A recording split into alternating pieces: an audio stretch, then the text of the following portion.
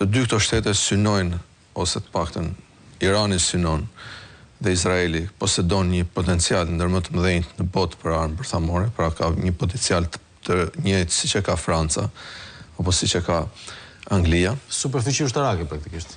Superfiqi për te ushtarake bërthamore.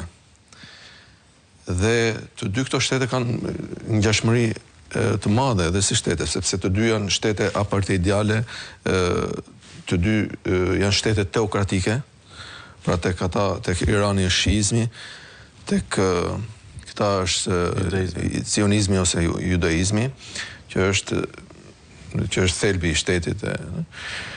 Dhe kjo ideologjia ekstremiste e sionizmit ka bërë është një kërcënim i jashtëzakonshëm për të gjithë rajonin. Tani askush nuk do që Irani të ketë armë bërthamore. Mirë po, armët bërthamore të Izraelit herët apo vonë do të bëjnë që e gjithë rajoni i lindjes mesme të posedojë këto armë bërthamore.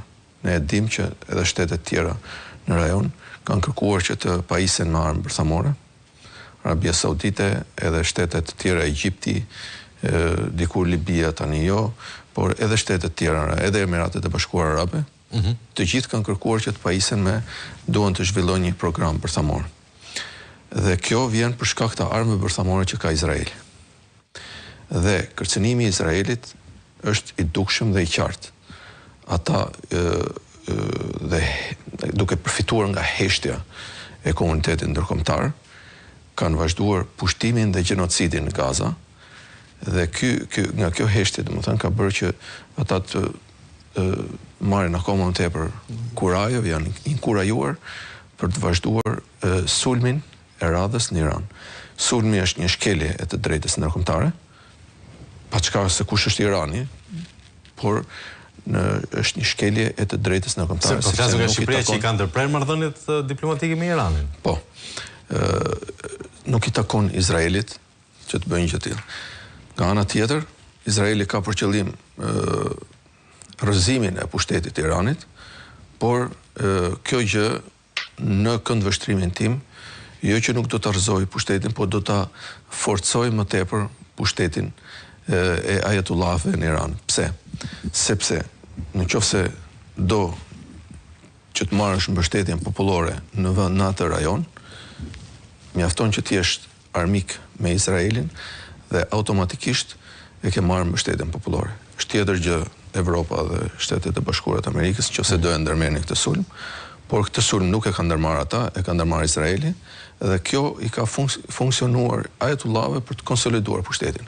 Nga krau tjetër, një win-win makabër. Po.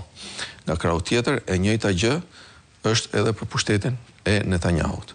Netanyahu e ka nisur këtë sulm pas 2 ditë pasi rinisi gjyqi i tij për korrupsion.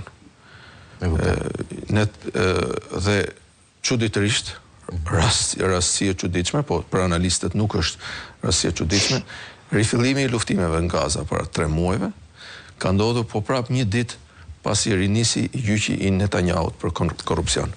Pra, ai vëm një pikë këtu se ka përshtypjen ka publiku nevojë të mendojë për dy komente. Ai është duke e përdorur për konsolidimin e pushtetit. Për konsum të brendshëm. Të brendshëm dhe për një arsye tjetër, për shkëputjen e vëmendjes, heqjen e vëmendjes nga gjenocidi që po ndodh në Gaza.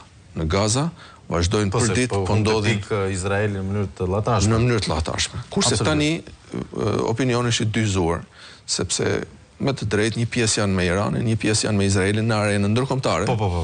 Sepse nuk është se ka ndonjë dallim me njëri tjetrin, kurse populli kundrejt ushtrisë ndër më të fuqishme të rajonit të Izraelit, gjithë opinionin ndërkombëtar ishte kundër Izraelit. Absolutisht. Megjithatë, për mungesë kohe kam një pyetje të fundit, sa afër apo larg është fundi i këtij konflikti ITA dhe më pas zoti Arapi, duke kërkuar paraprakisht ndjes? Tashi ne fundin nuk e dim të kësaj lufte, por desha vetëm diçka të theksoja që shoku parafolës sa që Izraeli dhe